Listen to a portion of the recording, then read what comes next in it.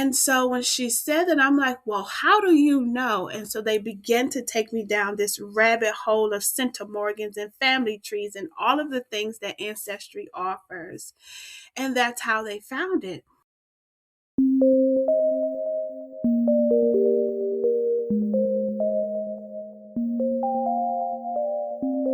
Hello, you are listening to NPE Stories. This is a podcast where NPEs can share their story. I am your host, Lily, and I found out I was an NPE through an AncestryDNA test that changed my life forever. NPE is a term that stands for Not Parent Expected or Non-Paternal Event. This means that one or more of our parents are not who we believe them to be.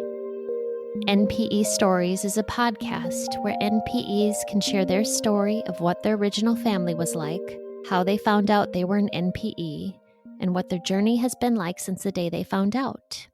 And welcome to episode 231. And today I'm speaking with Constance. Hi, Constance. Hi, Lily. How are you? I'm good. How are you doing? I'm doing well. Thank you for asking. Well, thank you so much for setting time aside to share your story today. Of course. Thank you for having me. So we're going to go ahead and get into the NPE story today. And so, Constance, why don't you tell us about your raising family, who was in your family of origin, and a little bit about your childhood? Sure. So I am the middle child of three kids. My mother was a single mom. I have an older brother, Cordell, and a younger sister, Catherine. And we were raised in Washington, D.C. We had a traditional family, in my opinion. We were raised in the church. We went to church every Sunday. I was a close-knit family with, gatherings, aunts, uncles, many cousins, grandparents. So like a standard family, just growing up. Do you and your siblings, as you know it, when you were raised, did you all believe you had the same father growing up? And here's the interesting part about that. Like, no one introduces a kid to their parents and go, this is your mother and this is your father. You just grow up with these people. And I only say that because now, knowing who my father is and is not the man that I was told is my father, that's just very interesting to me. So yes, it was assumed that the man that was in and out of our lives was our father. How often did you see him when you were a child? Not often. I don't have many memories as a child with him present. I just recall him being in and out. Got it. Did you ever have any reason to believe that you were an NPE?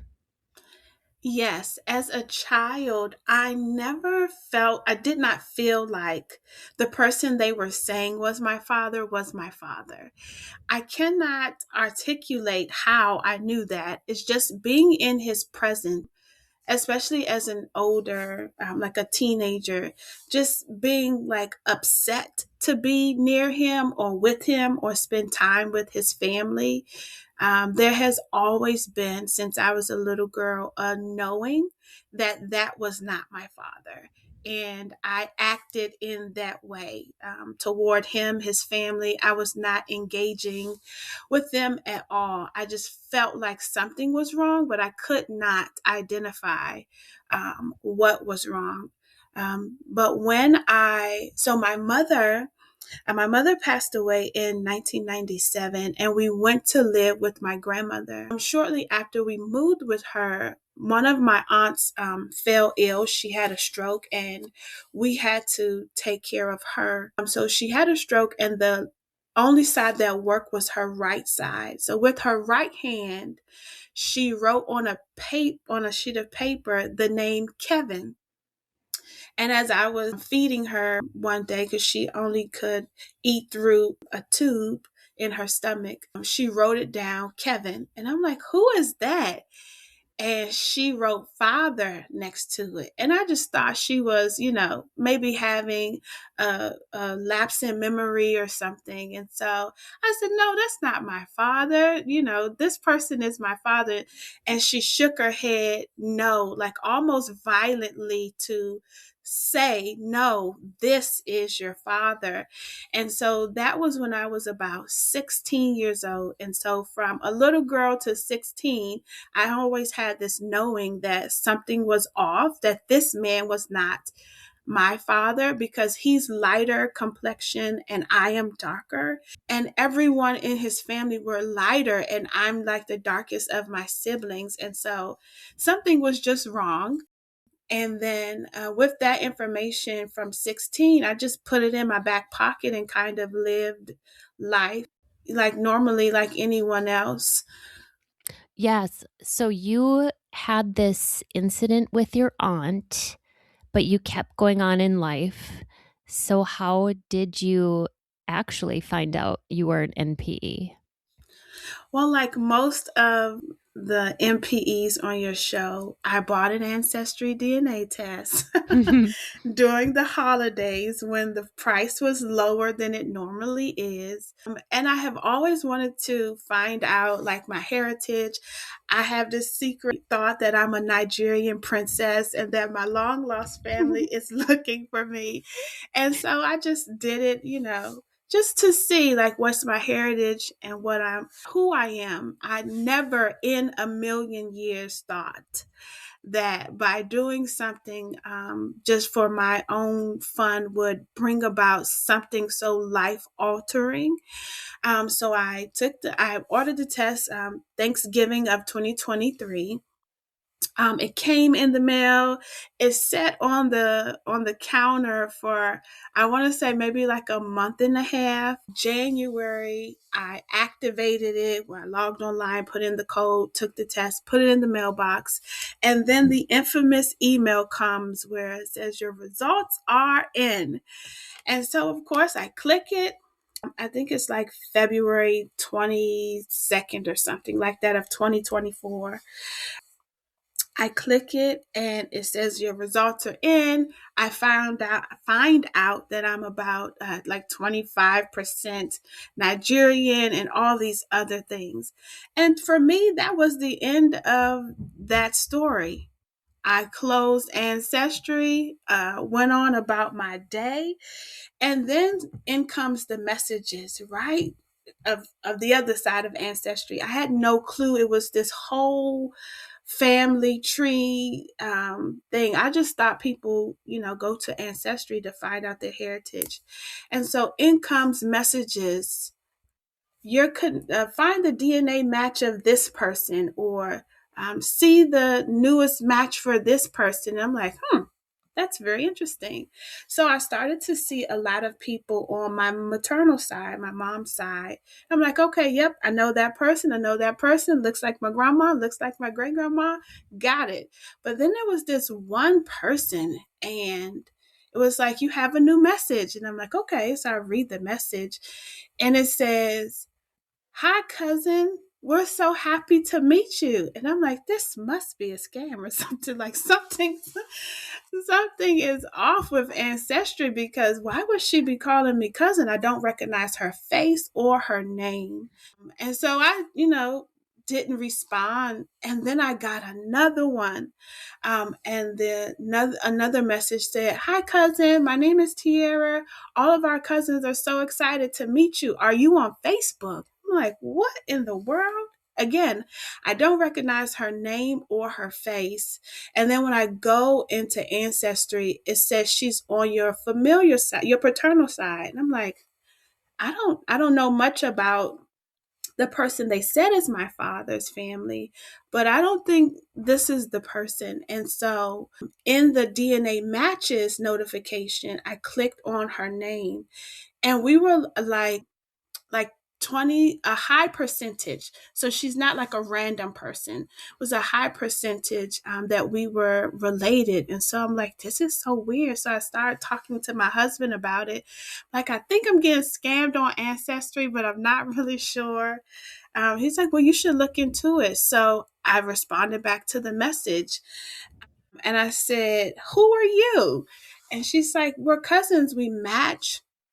Are you on Facebook? And I'm like, yes, I'm on Facebook. So, of course, it has my name, first and last name. So, she sends me a friend request, but I'm still not sure that this is like okay. I really think something's off here. And so, I dig around a little bit more and start to, feel a little bit more comfortable with talking with her. And so, I continue to message with her, and she's sharing that we're related, and she's giving me all of this background history of people. I have no clue what she's talking about.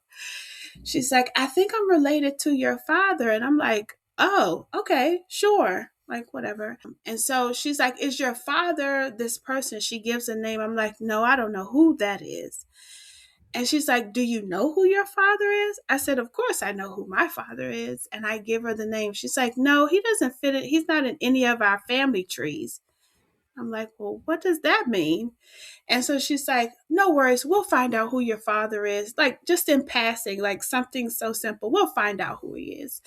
And so her and her friends, they do this for fun. They, match people looking for answers with their ancestry. So from about, I want to say like February the 28th of 2024, she invited me to a cousin's Zoom. And in the Zoom is like everyone who's matched cousins, aunts, family of this last name person. And I'm being introduced, and she's like, we don't know who her dad is. We just know she matched with us on Ancestry, and it's a high percentage. And I'm just like, okay.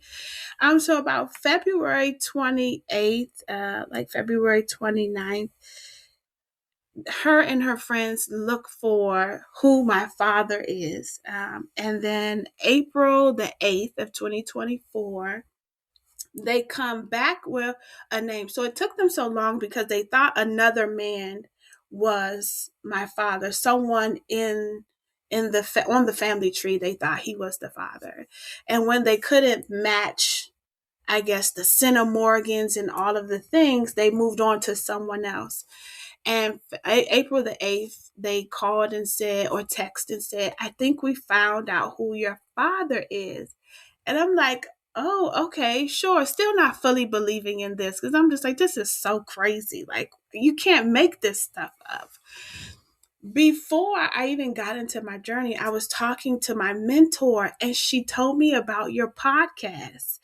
It was like episode 60 something that she had shared with me. And so I said, you'll never believe this. Like, I did an ancestry DNA test, and they're saying someone else is my father. So it's so timely that you send me this podcast. And so that's how I started from episode 1 all the way up until current day. But so they get back with me and they say, the person's name, that's my father. And they said, well, we think Kevin is your father. And I'm like, clutch my proverbial pearls. What do you mean Kevin is my father? How do you know that? Because I hadn't shared anything with them other than this DNA test on Ancestry. That's the extent of what they knew about me. And so when she said that, I'm like, well, how do you know? And so they began to take me down this rabbit hole of centimorgans and family trees and all of the things that Ancestry offers. And that's how they found it. And so I said, okay, so you have a name. Is he alive? Because if he's not alive, I don't need to know anything else. We can leave it right here. And she's like, yeah, he's alive. I said, well, do you have his number? Like, we don't have his number, but we're in contact with his sister because we're literal cousins. Like, they talk to his sister often. And so they get her on the phone, and I say hello, and she goes, Constance, we've been looking for you.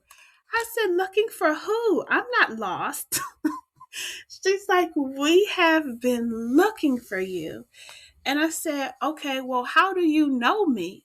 And she proceeds to tell me my grandmother's name, all of my aunt's names, my mom's name, where how our family house where we all grew up. And I'm like, okay, now this is super weird. I don't know this woman, but she's telling me like all of my family business. And so she starts to detail how my mother and father were in a long-term relationship, and some things happened where they broke up or took time away, and then my mother moved on or went back to my brother's father, the person that they say is all of our fathers.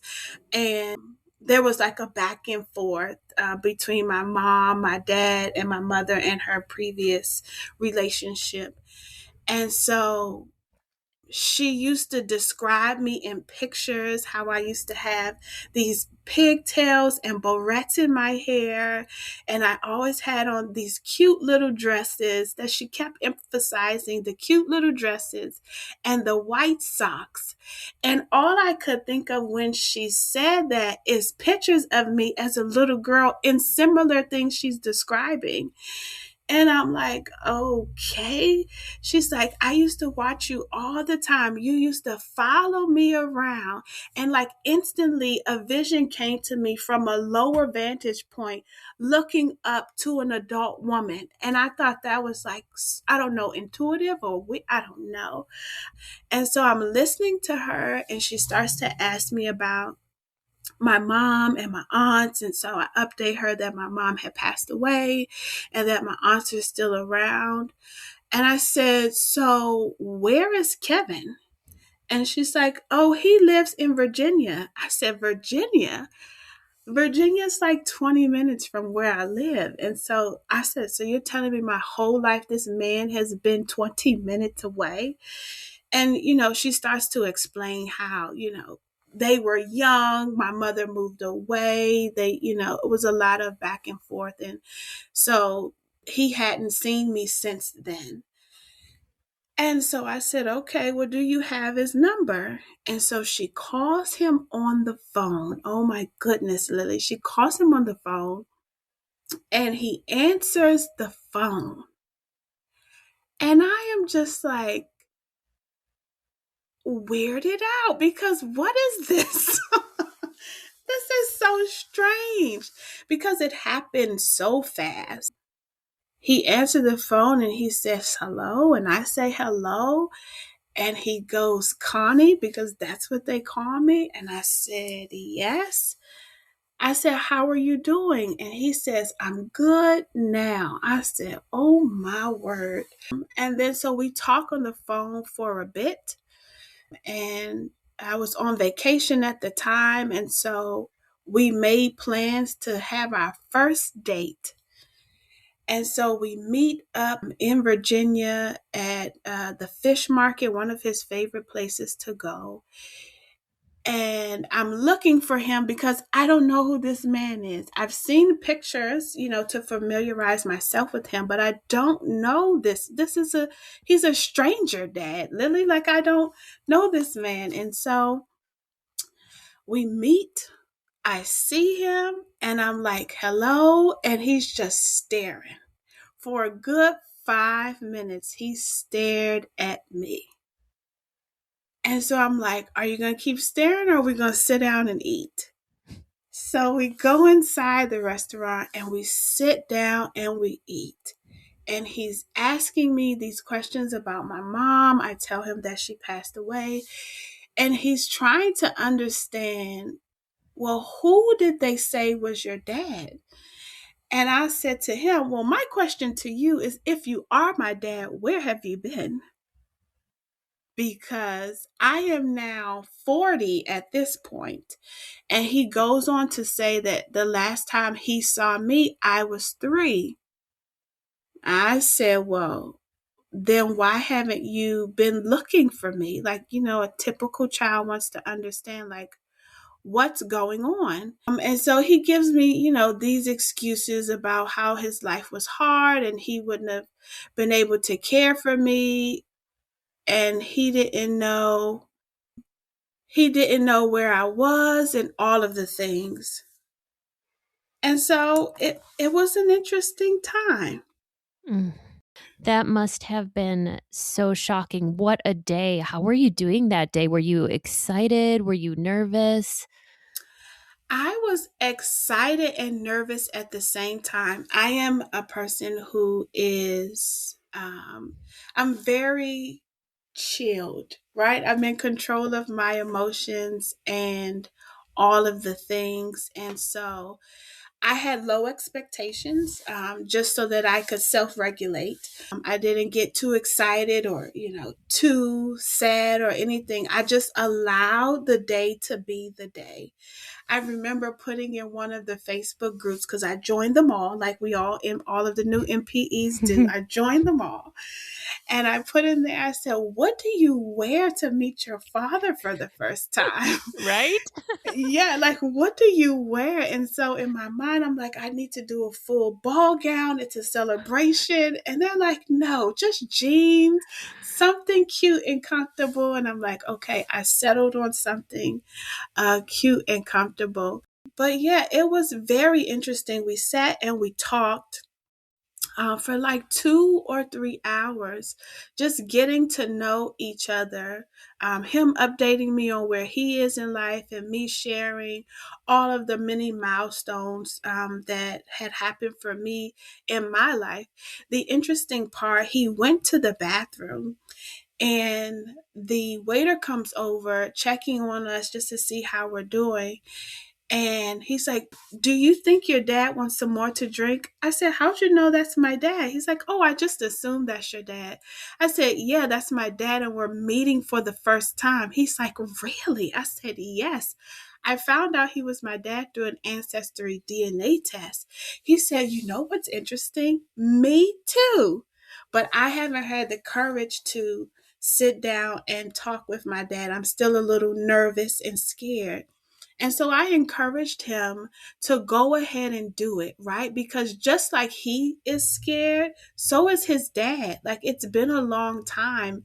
And you just have to extend grace in these situations because we're all nervous to meet each other, to see where we are in life. And so I encouraged him and he was happy. He told someone else and she came over. She's like, "I just wanted to see." Like he was so excited that he talked to you and that you encouraged him to sit and talk to his dad. I know it's been weighing heavy on his heart. So it was a good first date. We took a picture, and the weirdest thing is like the little girl in me was so happy, but the woman in me was like, slow down, little Constance. We don't know what this is just yet. Don't get too excited because you just don't know. Like, first meetings are always great. Let's see where this goes. And so we've been seeing since April the 20th was our first date. We've been seeing where it goes. Calling him dad was super weird.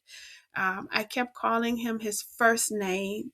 And he's like, "Well, why do you keep calling me that?" I said, "No offense, but you're like a stranger, Dad. I don't really know.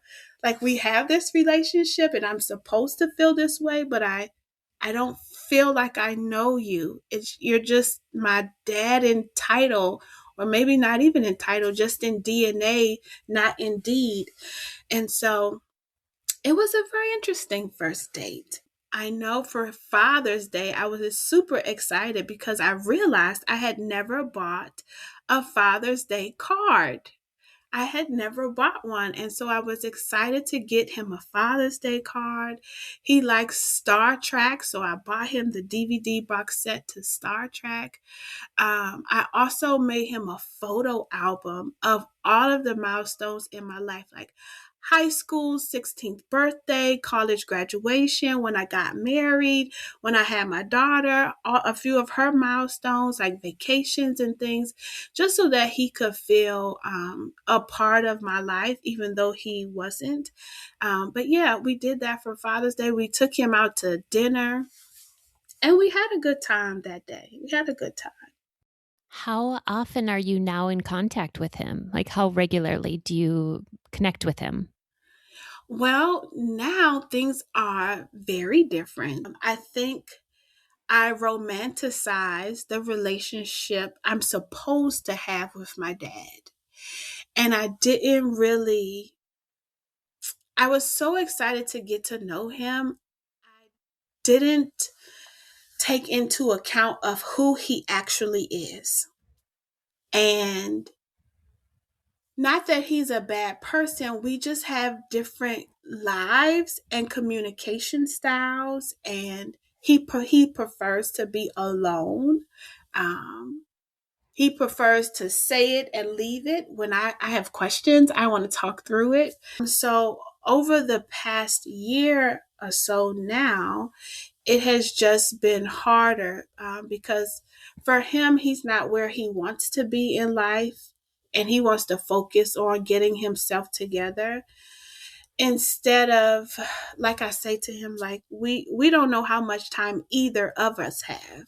Today could be our last day or tomorrow, but I don't want you to focus on things. I want us to get to know each other, whoever we are, authentically. Like, I don't want to put on airs about me, and I don't want you to do that. I want us to get to know who we are so that we can be what we need to be for each other. We can't change the past, but we could move forward in the future. So now I just talk to him like periodically. It's not often. Weeks could go by or months could go by, and I'll think of him and we'll talk if he answers. And if not, I'll go past his house and I'll knock on the door. If he's home, he'll answer. We'll talk for about 5 minutes and then I'll go on about my way. Wow, there was so much excitement in the beginning, and now I mean, it sounds like you're a very realistic person. And Yeah. are you disappointed with how your relationship is with him right now? I am. A part of me is disappointed and a part of me understands, right? It must be heavy to carry throughout your life that you have a child, that you don't know where they are and you don't know how to find them. And that's where you stop, right there. Mm. But for me as a mom, I can't imagine knowing I have a child in the earth and not doing everything I can to find where they are, how they're doing. And so as a daughter, I'm disappointed in him that it doesn't feel to me that he tries enough. But as a grown woman, I kind of understand and extend grace to him, which is how I manage my emotions. I am not upset with him. I'm not mad. I don't have any feeling towards him. That's my father, and that's it. Yeah. And Constance, I agree with you 100% on the as a mother, I'd do anything to find my child. And I completely get that. I was nodding along with you there. Now, how about his other family members? Does he have other biological children besides you? No, I am the only one that he has. He has siblings, and so I have aunts and uncles, and his mom is still alive, and I talk to her regularly, at least once a week. I talk to her. My uncle, I talk to him. I don't talk to my aunt much, and that's just because life, lives, and people have other priorities, and so the interesting part is I'm not the only MPE of this family. There was an uncle that was found last Christmas that they had been looking for decades now. He was adopted and had moved to Texas. And once they found me, they were able to connect more dots. And so they found him as well. So I have an uncle that I've never met in person that's also a MPE. And that we're all, getting to know each other all over again. Constance, do you have children? Yes, I have a daughter. She's 21. Does she know or will she meet your dad? Oh, yes. So we've all hung out. Like I was saying earlier, we took him out for Father's Day. We've gone bowling, just, little activities to try to build some rapport with each other. She's met him before. My husband has met him. Yeah, he's been around. Yeah. So, how do you feel about, I think I know how you feel, but the fact that it sounds like he was part of your life for those first few years and then wasn't? Your mom, you know, must have known that he was your biological Hmm. father. Do you think other people knew in your family? And so that's what's interesting, right? Like, I look exactly like him. And so there's no way my mom didn't know. I think back then it must have been taboo to have multiple children's father and you're unmarried. And so she did what anyone in her position would do and said they all belong to this one person. Like I said earlier, my aunt told me, my mother's sister told me who my father was when I was 16. My other aunts knew. And so, yeah, several people were aware who my real father was and never said a word. But my aunt, who could not speak, spoke volumes of integrity and just character in helping me to, even if I didn't understand at the time, know who my father was. Yeah, that is what she was doing, wasn't she? She was trying to get that information to you. Mm-hmm. Mm. What has been helpful for you with this whole process? What has helped you with your healing or with part of your being an NPE experience? I would say my husband has definitely been a great help. My daughter, my community, my church family prayer has helped me through this a lot. And the MPE groups on Facebook. It's one thing about the groups is you don't feel alone, even though you're reading kind of the same story. It just takes different twists and turns that you would never expect. Reading the blog post, watching the shows that are on TV now about people finding their lost family. It's been helpful, even connecting with some MPEs over Facebook and talking to them over the phone, just sharing my experiences, hearing those, having a little bit of guilt in the beginning because I had such a happy story. And others that I was listening to, they was like, oh, they won't even pick up the phone. They don't even acknowledge that I exist. Even hearing your story and like following through each episode that you would share and just feeling like, darn, I wish everyone could have a good story. And so I'm grateful that it took a while for us to connect because it allowed the story to play out.